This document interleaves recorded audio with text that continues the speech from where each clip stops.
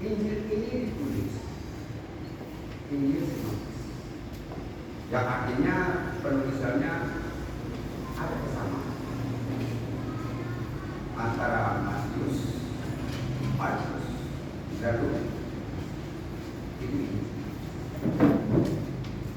alangkah baiknya Ibu majelis bantu saya tolong baca Matius. Dari Matius pasal 9. Jadi kita interaksi semuanya. Satu tujuan, satu lagi. Ya. Dan satu lagi dari Markus pasal 9 ayat 2. Yang berkata. Markus pasal 17 ayat 1. Yang satu saja. Nanti setelah itu Markus.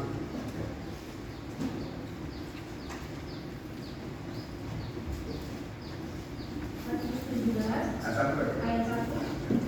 6 hari kemudian Yesus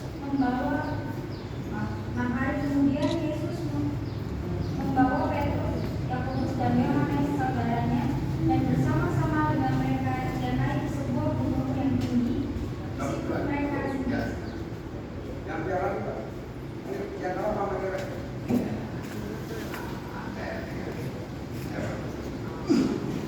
Bapak Markus pasal 9. Jadi semua kita begini. Markus pasal 9. Ya, ayat 2. Ayat 2. Markus pasal 9 ayat 2. Markus 6 hari kemudian Yesus membawa Petrus, Yakobus dan Yohanes, dan bersama-sama dengan mereka dia naik ke sebuah gunung yang tinggi. Di situ mereka sendirian saja. Lalu Yesus berubah rupa di depan mata mereka. Ya, terima kasih. Pak Menteri, Bu Menteri. Tadi kita sudah baca ya. Kita sudah baca. Matius dan Markus mengatakan Yesus dari terus naik ke gunung yang tinggi. Sementara Lukas mengatakan setelah 8 hari. Bagaimana kalau ada orang yang bertanya kepada kita, oh memang ternyata Alkitab itu sudah diubah-ubah, perbuatan tangan Tuhan, tangan Tuhan, perbuatan manusia. Bagaimana kalau ini ditanya kepada kita? Hukumnya wajib. Itu jangan Pak itu mandasnya. Kita harus menjawab perbedaan ini. Bapak Ibu Saudara, Matius dan Markus itu ditulis untuk orang-orang Yahudi. Lukas ditulis untuk orang-orang Yunani. Orang Yahudi menghitung hari satu minggu itu dimulai dari hari Minggu. Minggu, Senin, Selasa, Rabu, Kamis, Jumat, Sabtu sudah dianggap hari apa? Baru. Jadi 6 hari. Sementara orang Yunani dengan juga sama menunjukkan dari hari Minggu. Minggu, Senin, Selasa, Rabu, Kamis, Jumat, Sabtu, Minggu. Nah, seperti katakan, ia bangkit pada hari yang pertama minggu. Jadi tidak ada perbedaan. Hanya caranya saja, hitungannya berbeda. Ya. Bahkan cara ini pun sampai detik hari ini, ya, itu berlaku. Yang satu pakai kalender Yahudi, satu pakai kalender Yunani. Oleh sebab itu kalau Paskah itu kita memakai kalender Yahudi. Yang berubah itu adalah tanggal. Harinya tetap. Kan nggak mungkin menjadi minggu lalu. Ya, dia bapak kita ya. Dia bapak. Menurut kita. Pada di mata minggu lalu kan. Nah, kalau untuk Yunani, ya, yang berubah itu sampai sekarang adalah Natal. Natal itu yang berubah apanya? Harinya. Harinya. tangannya Tetap. ada persoalan betul. Nah, disinilah kita mau belajar. Bapak Ibu saya mau maaf, saya mau agak terlambat supaya memang kita betul-betul ya, maafkan saya. Peristiwa Yesus naik ke atas gunung atau transfigurasi, istilah dalam teologi Kristen. Setelah pengakuan Petrus dan sekaligus pernyataan Yesus, dia sebagai Mesias. Tetapi Mesias bukan yang seperti orang-orang Yahudi pikir. Mesias yang menang perang dan mendirikan kerajaan di bumi. Kalau maklum, pada saat itu orang-orang Yahudi lagi dalam penjajahan. Tetapi Mesias yang menderita dan menang atas kaum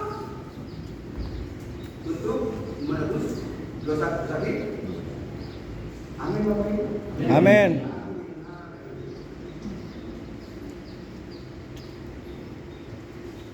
Makna naik ke atas gunung. Kalau Matius dalam mengatakan kegunungan tinggi. Apa makna gunung yang tinggi?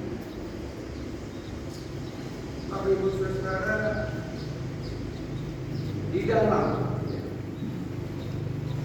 dalam bahasa Indonesia mungkin ada yang berbeda.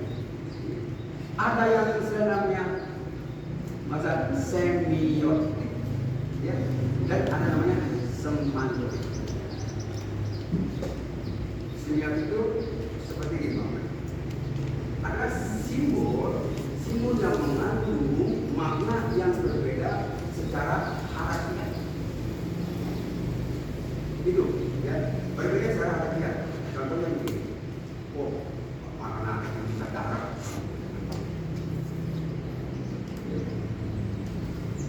Apakah ada tulisan tangan? Apakah itu kalau kamu buka pintar? Kira-kira istilah ini Bapak Ibu sudah pernah nggak? Ya kan? Nah kalau kita menaik sawah ada di kata-kata nggak? Ada. Itu berbeda Pak. Apakah orang ini ke Papua? Bilang di kantor itu ya. Ya Pak ya. Nah istilah-istilah itu sering kita dengar. Ya, itu namanya naik ke atas gunung yang tinggi, yaitu Gunung Tabor. Gunung Tabor itu tingginya 588 meter. Gunung Karmel tempat Elia itu tingginya 530 meter. Yang tinggi berapa? Gunung apa? Gunung Hermon. Itu 2.800. Jadi kata yang tinggi di sini mengandung makna ketika kita berdoa, doa itu membawa kita ke tempat yang tinggi. Artinya apa?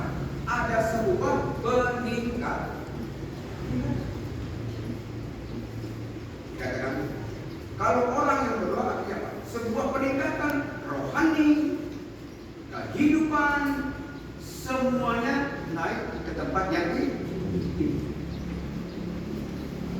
Sebab di tempat yang tinggi banyak hal yang akan terjadi yang dapat merubah kehidupan manusia, yang dapat mengubah kehidupan seseorang. Disinilah artinya doa.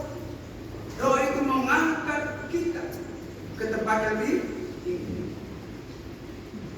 Di mana contohnya?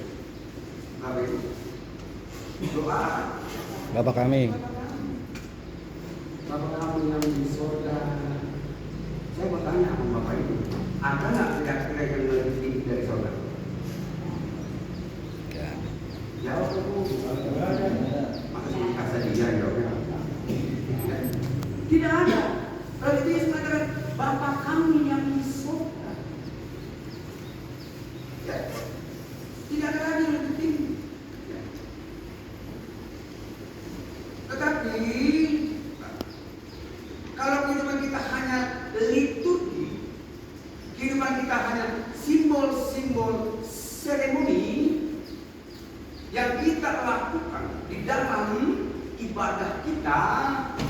di dalam doa pribadi kita, pertanyaannya adalah, apakah kekristenan kita hanya seperti itu? Tidak. Ibadah kekristenan membawa dampak yang luar biasa. Karena di dalam doa ibadah, di dalam doa pribadi membawa kita ke tempat yang ini penting. Kita akan bahwa ibadah kita, berdoa kita, ya, naik ke tempat yang. Kalau orang Kristen yang sering berdoa, hidupnya selalu naik, rohaninya naik, spiritualnya naik, semua serba naik, harga dirinya naik, martabatnya naik. Dikatakan di sini, ketika ia sedang berdoa, rupa wajahnya berubah dan pakaiannya menjadi putih berkilau.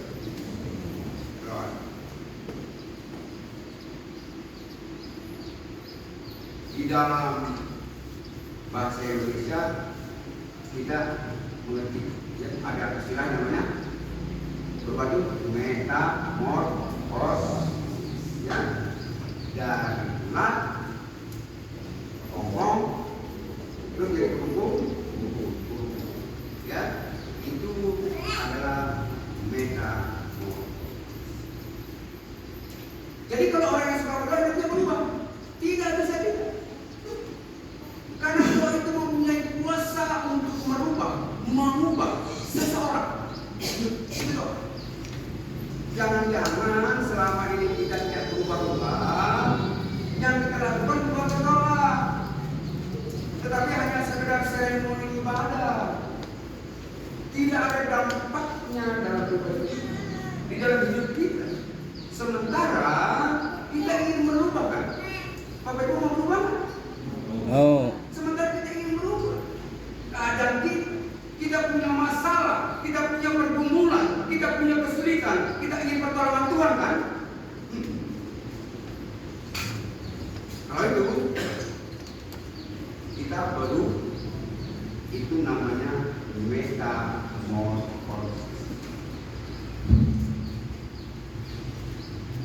Dalam arti dari apa? Kata apa? Mete, maksudnya morfosis. Ya. Jadi metamorfosis. Jadi kalau kita tidak berubah-ubah pada metamorfosis, jangan-jangan betek. Morfosis.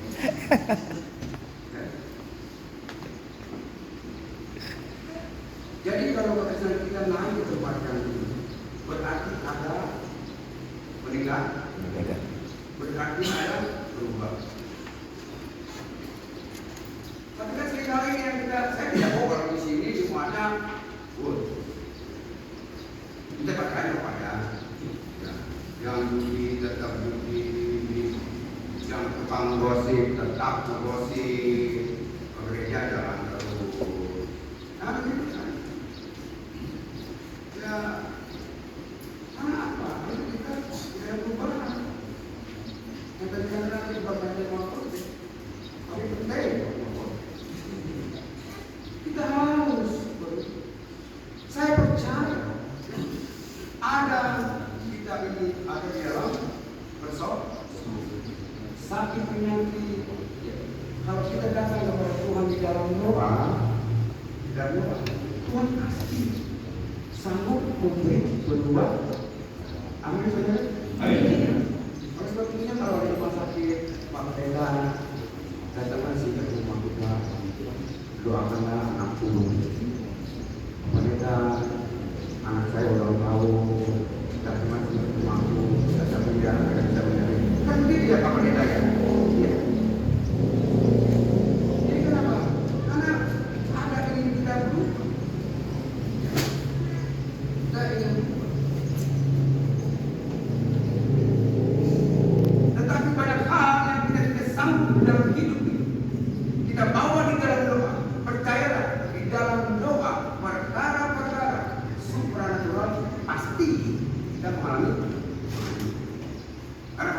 Tuhan, tidak ada yang bisa. Kita memang betul ini.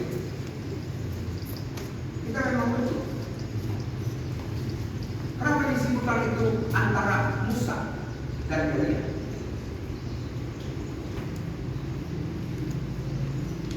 Dikatakan tampaklah dua orang itu Musa dan Elia. Iya. Kenapa harus Musa dan Elia? Kenapa enggak Abraham, bapak orang beriman, No. ya, atau Daud, raja yang paling disayang oleh Allah, bahkan dari bapak keturunan, atau Yakub atau Ishak? Ya. Kenapa ini? Karena dua orang ini juga ya, yang berjumpa Tuhan di atas gunung.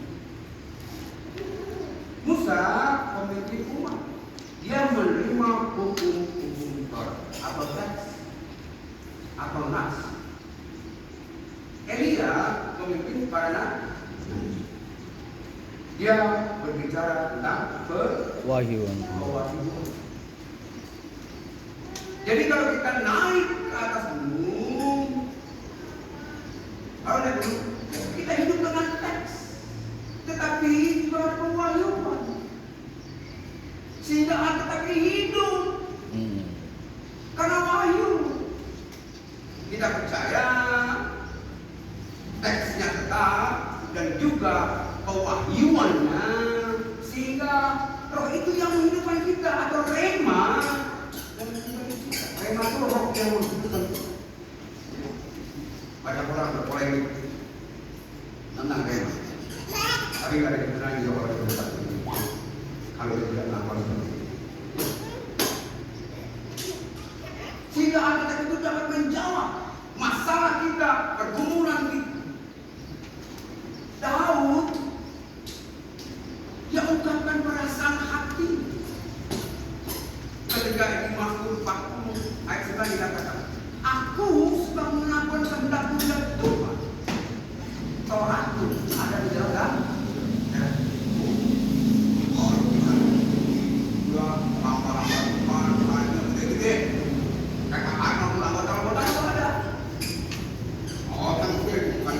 tapi nggak bisa habis baca kitab.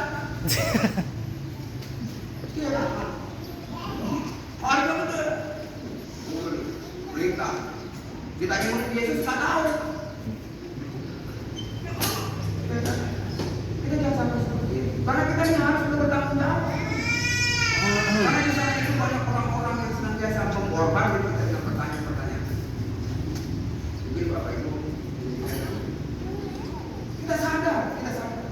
Kita ini jasmani, materi. Tetapi kalau kita sudah naik ke atas gunung, itu namanya apa? Iman. Kita ini natu apa? Tetapi kalau kita berdoa, kita memasuki dalam pengalaman supranatural. Kekristenan itu bukan hanya natural, tetapi mempunyai kekuatan supra di dalam doa. Kita betul doa. Betul hukumannya. Kita hidup di dalam doa ini. Jadi waktu kita berdoa, kita memasuki kehidupan kita secara roh. Ada perubahan yang luar biasa.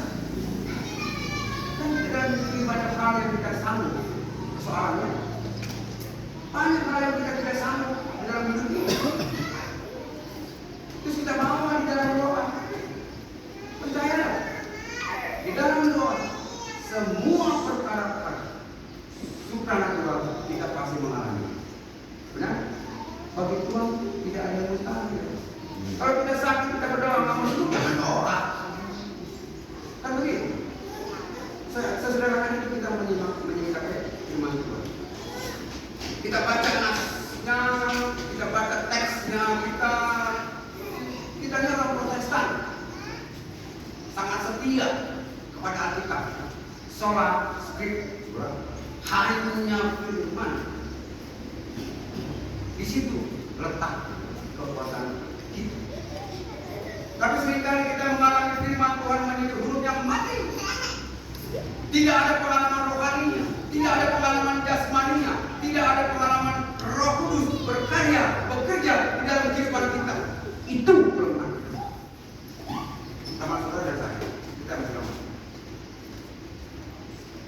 Semua ini harus seimbang.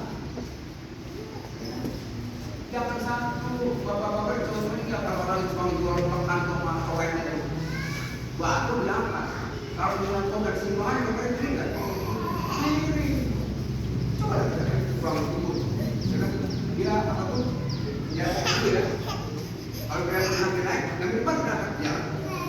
Dan setelah sama timbangannya, itu ringan bebannya. Coba kita maju, ini contoh saja ya. Kalau kita lihat orang kita kalau yang lagi dulu otomatis mati. Saya dari sini buat otomatis mati. Kenapa saya pendek?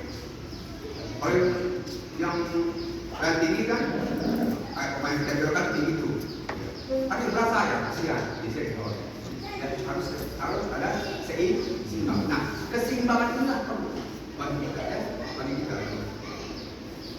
Ya, ini harus sejarah harus kita setia kepada. Tapi kita juga harus peningkatan. Nah, di atas gunung kita mengalami itu ya Pak. Di atas gunung kita akan melihat perkara-perkara yang supranatural. Karena kita bertemu dengan teks Musa, ya, dan apa? Jadi itu ada di dalam lipat Amin. Kita kan tidak mau menjadi orang Kristen yang begini aja. Datang ke gereja, selesai pulang, datang ke gereja, selesai pulang. Ya. Apalagi urus gereja, pengen tua, ya. Maju mundur, didorong baru maju, lagi dorong mundur. Enggak mau. Kalau kamu apa? Kenapa? Karena mereka mengalami pengalaman spiritualnya meningkat di dalam kehidupan. Saudara, berteknik saudara jangan mikir supranatural itu bisa lihat penampakan gitu ya, apa ya? Oh saya lihat tuyul lagi main bola aku sebelah. Iya kan? Oh saya lihat tuyul menik mangga. Yang menik mangga bantu di luar kota. Ya pendeta ya. Kita jangan membacakan kita. Ya. Itu dia. Bisa menambahkan Gua tembak mangga nggak habisin mangga di sini pun gua iya. Siapa marah dia? Ya semua. Udah 1 ton beta bawa dari Tamiang kan. Gua di sini masih kurang. Mobil aja sampai begini. Tuh, gila. Marah dia. Marah kita di sidang. Udah rakus semua. Dia berbicara tentang Kalau kerja kecil lagi batin gitu. Marah dia. Bayar sama beda masukin di kas. Kasih 5 juta mau. Dia mau pikir aja di desa sini tuh. Upah metik aja tuh. 1 kilo aja cuma 1.000 perak kan. Upah metiknya. Sedih. Bapak dari sini mau kemana? Ini 1 potong semua. Karena bapak sampai pulang. Nah, dia berbicara tentang kepergiannya ke Yerusalem. Kepergiannya bukan dia pergi ke sana, tetapi dia berbicara tentang kematian. Tentang kematian. Nah, mereka bicara nih, ngobrol ya, seperti ngomongnya di pendeta, ya, kita ngobrol, kita bilang, Yesus, apa ya? Kan kita gitu kalau kita mau sesuatu yang akan tidak menyenangkan, gitu kan? Apa ya? Terus kata yang sakit begini, ya tak apa, tak sakit apa? Kadang-kadang kita juga kalau musuh orang sakit itu salah ngomong. Seakan-akan kita hebat, kita benar. Oh ya Pak ya. Ada apa ini? Takut-takut dosa apa gimana? Kan begitu kan. Nah, ngobrol lagi Tuhan Yesus sama dia. Kita ngobrol. Apa ya? Yesus. Karena Musa tahu, karena itu kan membuat rentetannya itu. Tahu dia mau ikut menjalani dia Dolores, tapi dia tahu. Tidak mungkin tidak. Sabarlah Yesus. Jangan terus seperti itu. Kata Musa. Aku telah kata sampai-sampai aku tidak masuk ke kanan. Aku tidak tahu. Nah, karena merasa salah Musa, dia juga ngikut. Iya benar Yesus, aku juga sama. Yang salah disama-samain, bukan yang benar. Kita sering kali begitu. Yang salah kita pertahankan, yang benar enggak. Coba kita belajar sekarang menggunakan berdasarkan yang salah, tapi kita biasa berdasarkan yang Benar. Kedua tuh, aku juga udah salah. Yesus, Musa. Karena udah tahu salah, aku nyambung. Gue juga udah salah Yesus. Sampai-sampai gue takut Mati. Minta ajaran ke sorga. Iya kan? Kan begitu. Elia takut dibunuh oleh siapa? Hah? Elia takut dibunuh siapa? Ismail. Setelah Elia memotong kepala Ismail, dia kan Musa tidak taat ketika dia di air Meribah. Dia kata itu air. Tapi Tuhan marah. Engkau melanggar keputusan. Padahal Musa ketika turun dari gunung, wajahnya bersinar. Pertanyaannya apa? Di mana sinarnya Musa? Ketika berjumpa dengan Tuhan Yesus.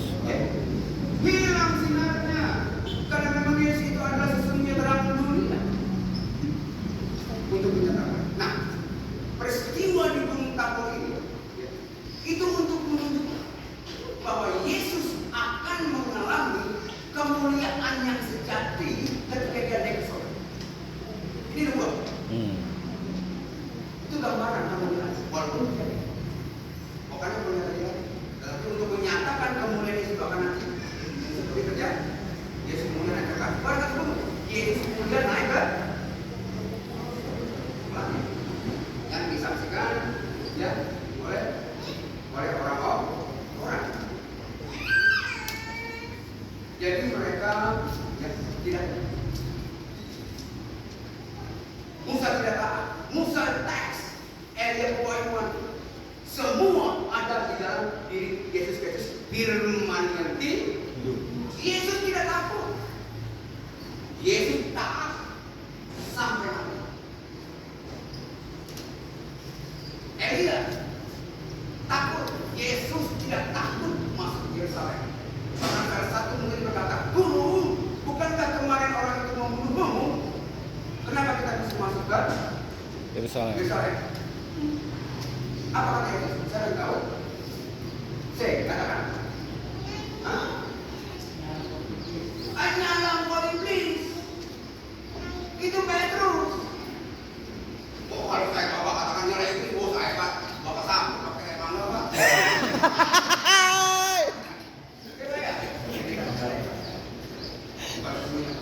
Petrus muridnya yang nanti suatu saat dikatakan bahwa kerajaan juga bukan kepada dikatakan iblis.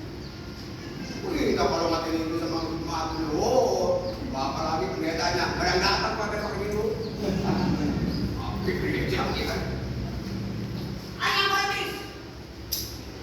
Oh, Pak. Kalau mamanya itu orang Jawa, nyarang iblis. Gak apa-apa kalau setan keluar. Iya kan? Keluar. Iya itu begitu mau setan. Iya kan?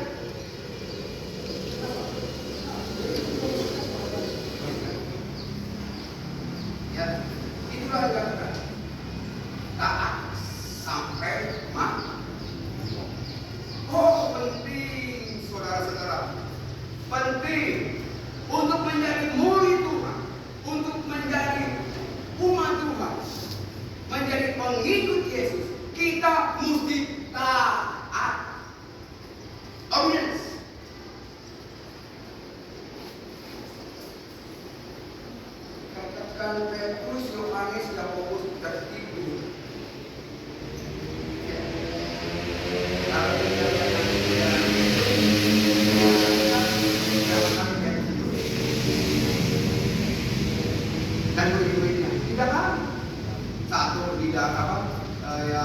Yesus tidur, maka dicontohkan karena Yesus dalam roh tidur. Ketika gelombang lalu sama, ya kan? Bunuh aku mau mati. Sekarang juga Yesus tidur ini bang. Di taman di semuanya pun dalam suara-suara yang seram, dia tidur. Dia juga sama. Kalau kita mau baca kitab, yang ada mohon dari kita tadi. Itu. Tapi kalau nonton drakor, kan Korea, jam 2 malam bangun. Ibu tidak jadi drakor. Kita bapak-bapak nonton Barcelona, zaman Messi, kawan Madrid, Galacticos, jam 2 ya bapak-bapak beli dulu kopi yang bisa goreng untuk nonton. Kirim dulu bangun aku ya. Di setting itu kita membaca firman Tuhan, mantap sekali. Petrus tertidur, iya kan? Nah ini kita juga ada di situ. Kita sering kali begitu. Karena orang-orang Kristen, ya kan, yang berhati seperti kita. Yang saya katakan tadi, urutan tadi itu bahwa kita ada firman yang hidup sehingga dia bisa berkata-kata. Firman itu bisa menjadi akta sehingga akta ini dia bisa bicara. Sehingga kita orang gereja, hakikat, ahli tahu ya, jelas. Atau tahu atas TV, seminggu kemudian itu banyak amunya, iya kan? Udah gitu banyak amunya itu kukukan. Kayak wajah, kayak itu.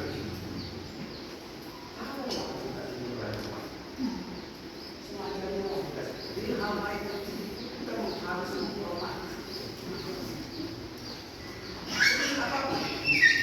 Kita tidak seperti yang masuk kamar mandi ada bacaannya, gitu loh. Ya, yang mau makan ada bacaannya. Bapak Ibu tahu tentang ada kisah orang yang tidak cuci tangan. Sebenarnya itu bukan cuci tangan yang begini tidak. Itu ada ritualnya. Jadi proses itu. Jadi salah satu contoh adat ya. Nah, kita tidak memiliki seperti adat yang ya, tapi kita juga harus menghormati kita. Apalagi sekarang Bapak Ibu jarang yang bawa kita. Ya, tidak saya bapak nonton bola situ, kita bilang. Iya kan? Kenapa enak saya melihat itu gitu? Makanya saya teriak-teriak supaya kita bisa mendengar itu. Iya kan? Nah, seperti itu kira-kira.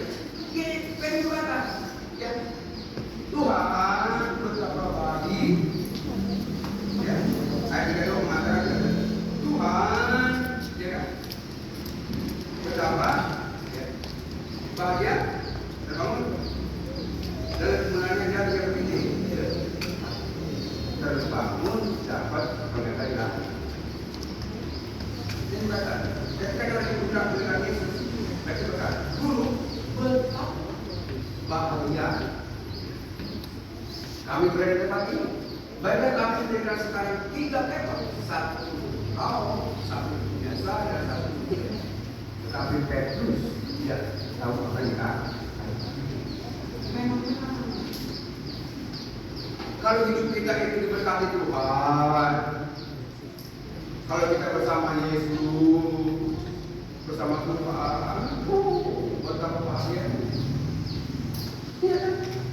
Kita hidup bersama Tuhan. Oh Bapak mereka rumah tangga saya diberkati Tuhan, haleluya.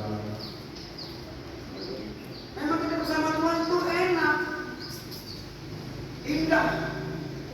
Jadi kalau kita dalam posisi yang seperti itu, kemesraan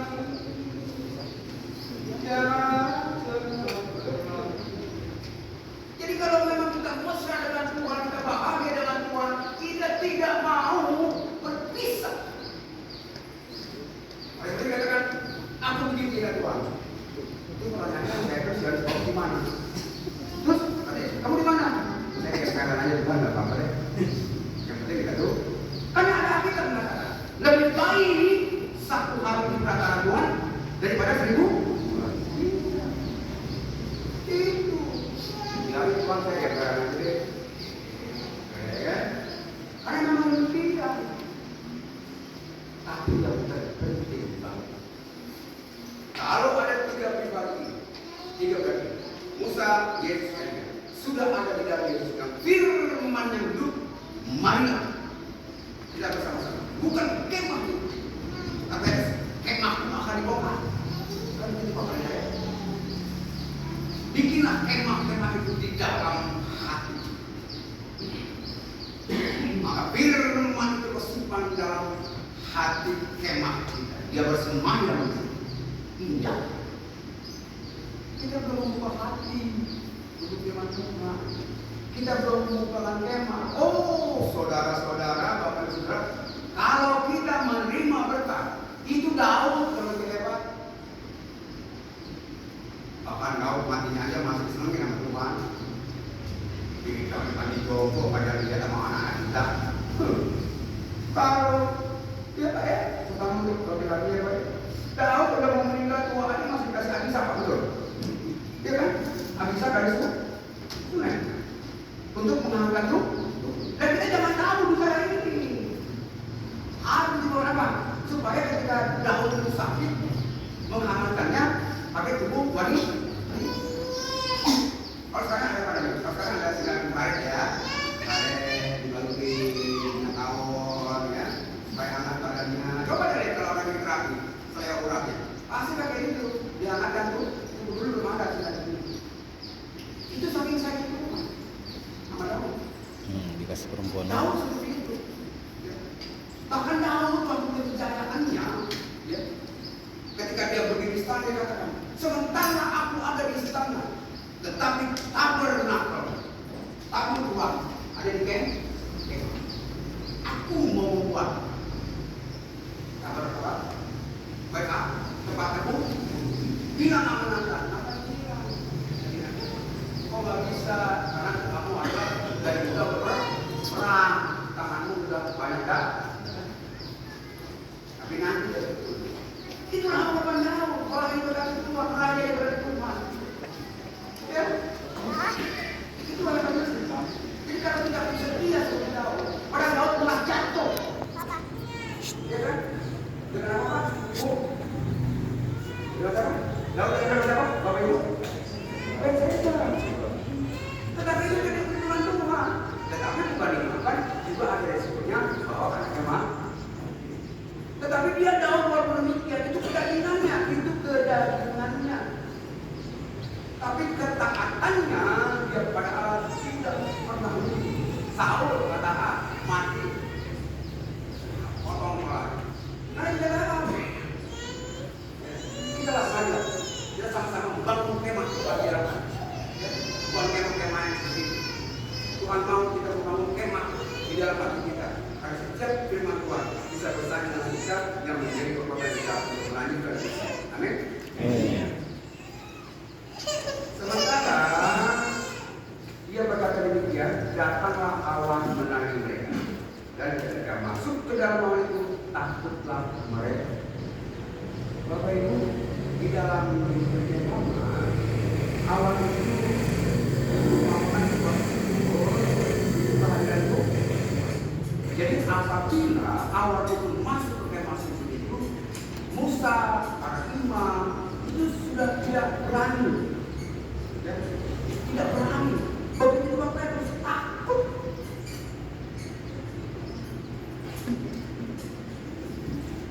Dan terdengar dikatakan, maka terdengar suara dari dalam awan, inilah anakku yang kukasihi, dengar karena ini. Perkataan ini kuncinya. yang pertama ketika Baptis. inilah anakku yang kukasihi, kepadanya aku berkenan. Jadi seluruh perkenanan kita ada sama Yesus, tapi seringkali kita lupakan dia. Yesus hanya sebagai satpol PP, Yesus hanya seperti Limas, satpam begitu. Kalau kita mau pergi Tuhan, bimbing hambamu mau keluar kerja, Tuhan tolong rezeki kalau kerja. Mau tidur Tuhan, tolong jaga, ya kan? Hamba mau tidur, kalau bisa perlu mimpi, nggak mimpi kita nggak tahu ya. Tuhan selama ini jadi pembantu. Tuhan tolong jaga anak saya, Tuhan tolong menjadi suami saya, Tuhan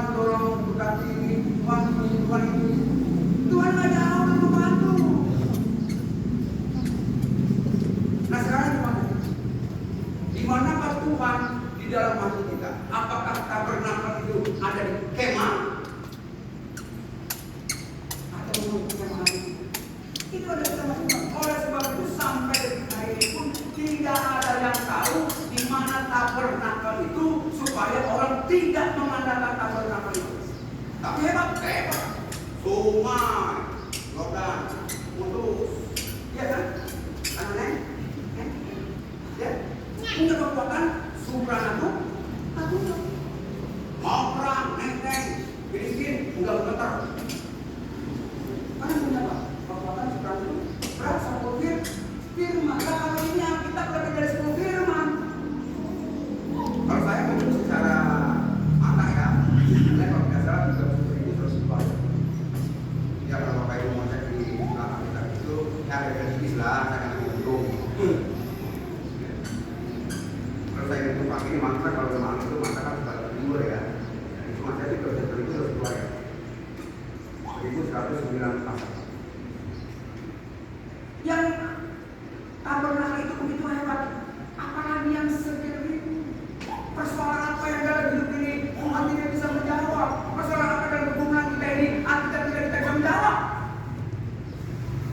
Daud di dalam Mazmur doanya itu ada 36 doa. Pertanyaannya, apakah 36 persoalan Daud? Setiap persoalan dia doa begini, doa begini. Apa kita juga persoalan kita sebanyak itu? Itu dipakai semua istri. Ya memang ada pergumulan, kita tidak bisa tolak itu tidak atau tidak. Tapi kita yakinkan, ya kan? Oh firman Tuhan itu tadi kalau bersih tabernakel, dia katakan, inilah anak yang kukasihi, dengarkan dia. Apa mereka? Bapak mereka mau khotbah, itulah akibat. Iya kan? Mungkin Bapak Ibu bosan kali dengan transmigrasi. Kan mungkin dia itu lagi itulah akibat banyak koordinasi. Tapi permasalahannya Bapak Ibu udah telepon. Iya kan?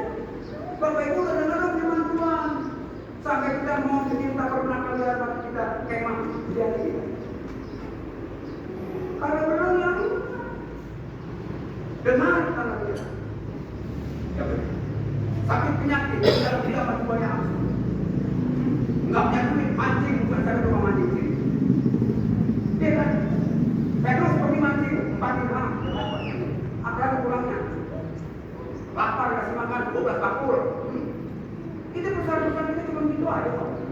Tapi kalau kita tidak meyakinkan bahwa kita ada firman Tuhan dan kita simpan di dalam kemah kita yang dari satu sukacitanya, dia berbicara, dia berkata, membangun tidak hebat. Tapi kadang-kadang dia tidak tahu apa yang dikatakan. Bukan tahu. Itu memang kadang-kadang orang kalau suka kita, kalau udah hebat lupa. Ya kan? Ngomongnya kadang-kadang ya seperti gitu, ya lupa dan ngomong orang. Nah itu menjadi bagian kehidupan tidak. Nah kita ingatkan di sini. Kadang ya Yohanes Yakobus sekali sedih, ya kan? Petrus tidak tahu apa yang dikatakan. Gua nggak tahu. Kenapa? Karena itu sebuah ungkapan kan gitu. Ketika awal Nabi dia tahu, saudara, ada sebuah lagu.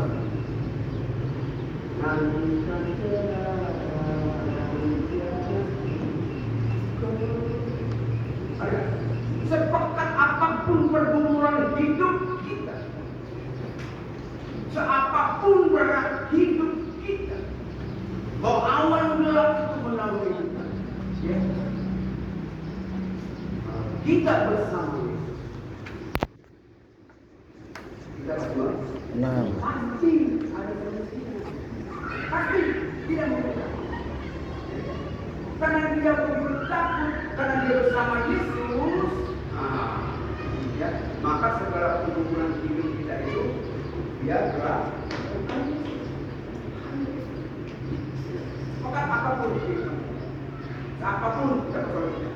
Ya, inilah anak yang lebih dengarkan. Jadi Bapak Ibu ketika melangkah dari gereja ini dengar, mana terjadi